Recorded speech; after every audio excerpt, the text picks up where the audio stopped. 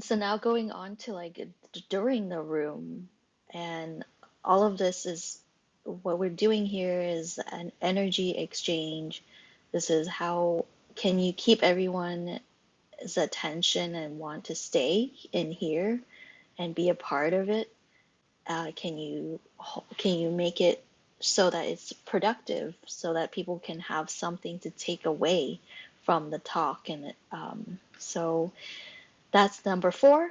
And then for number five, I have, yeah, staying on topic, maybe laying everything out clearly of what's going on, what you're doing, what happened before earlier, and now what's happening now. So reiterating some of these things, and it's okay because people lose kind of from one moment to the next can lose their train of thought, can get distracted by something happening in their space. So it's fine to kind of talk through like what you're up to. So yeah, if you are listening to the replay, do come back to start from the beginning so you can hear all the points from before. And then number six is yeah, doing like a pulse check with everyone. Like, hey, how are you all doing? The people who are here talking with on the stage, and maybe do you can go with like a quick go around of a question where they have to pick one thing or another, and so just their answer is just one word, and then so just to see who's still awake, who's still paying attention, something like that, and or just simply saying, "Hey, how are you all doing? Is this all making sense?" Something like that. And then one thing that I've forgotten about that is super interesting is getting the audience involved. And I know, like here, people can't put up any emojis or anything to show how they feel about what you're saying, all of that. But a long while back, one way for people to take a poll was to, uh, for example, imagine if I had my profile on green, like where it's just a green dot, just a picture of a green square, and then Widgeby has a different one like yellow or red, and just a demo to the audience and then ask them a question. If you agree with this, then change your profile PTR to green or change your PTR profile to red. And that can be a cool, interesting way, especially, yeah, just to see, gauge their understanding of something that you're talking about. I don't know if y'all have seen that, but yeah, I've never tried that myself, but hopefully one day I will. Um, and then, yeah, so the pulse check with everyone and getting the audience involved. This is number six. Um, and I also want to say another cool thing to get everyone involved is also, so I guess, yeah, sometimes people can't talk. So even when they're in the audience, they may PTR their picture to something. If everyone or many people are doing PTR in the up on the stage, so they are in a way participating alongside.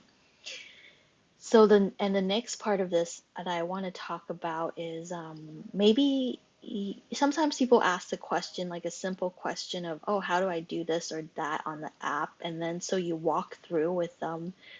uh, and this is now like if you go to the, for example, if you go to the hallway and you can find this or that. So I guess that's like kind of how you can get everyone involved. Like, okay, now like listen in, everyone. I want you all to do this with me right now. So stop everything you're doing and do this with me right now, per se. So like a demo or walkthrough of something to do with everyone who's involved. Hi, Denise. We're just going over the top tens, and I'm at point number six, which is something to do with what we're doing while we're holding the room. And I just went through like a pulse check of like that is something that you can do with the room. Um, Okay, I want to go to number seven, which is like what we were just talking about, like the interruptions, how to deal with interruptions. And I feel like it takes a lot of practice. And also, um, I think, I don't know, maybe for me, I'm just too lax about it, but I do let people go on sometimes, but it's like I know there'll come a time when they will then stop and then they'll be done and they'll feel I don't know what the word to say, but like calm down or relax because they've had that chance to just like blurt out whatever they want to say, and then they're done and then they don't need to talk anymore and then they may leave even. So meanwhile, it just feels a lot like a lot of conflict sometimes to have to go and like, oh, like just stop, like telling them to stop. I know there are like the kind ways to do it and like saying people's names or telling them I kind of reading back like this is what I heard, is that what you said? Something like that. But so yeah, so I don't know. I don't want to go on and on with the interruptions, but I feel like I really like to understand like what's going on in the mind of this person, right? Either they are new here and they don't know what they're doing, or they don't have anyone to listen to them maybe in real life.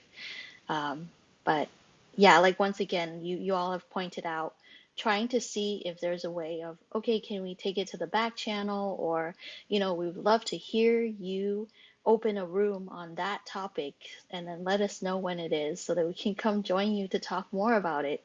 Something like that, right?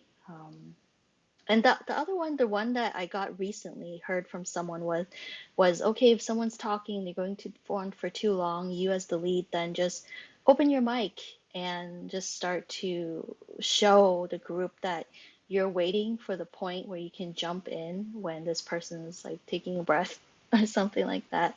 So I think that one's kind of cool because it's pretty it's not too rough, I feel like, for everyone listening in. Yeah. So that's what I have for interruptions for point number seven. Um, and then for number eight, I feel like, yeah, it's thanking everyone in the room. Like, yeah, everyone here has value. They has something to add, even as the listener. You are here to show support. You're here to gather information that you will give you inspiration for something else that you want to do. And yeah, so I feel like everyone has a role to play, whatever, wherever you are in the room. And